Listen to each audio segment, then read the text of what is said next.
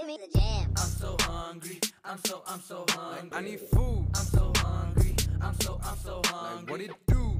I'm hungry. I'm really Okay, so once you got it to a rolling boil, you take your claws and you put them in the rolling boil. I'm so hungry. Chicken soup. I'm so One at a time. I'm so hungry. The stew. I'm hungry. I'm really hungry. How about you? I need something. Alright, and then you turn the heat down to medium. You love food, do you dance? Do you dance, then you feast with And the then set your timer.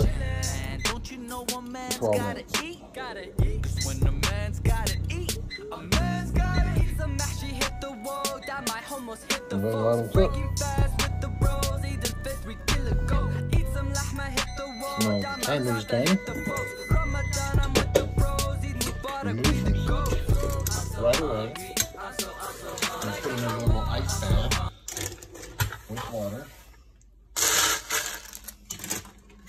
Chill them down right quick.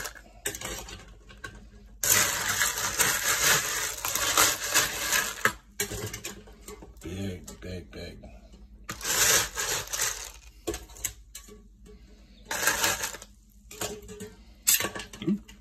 Careful.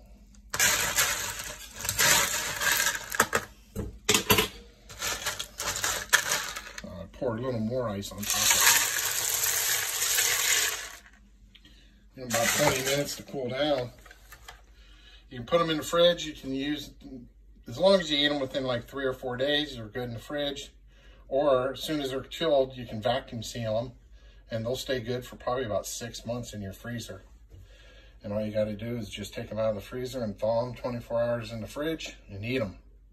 I like them cold with mustard.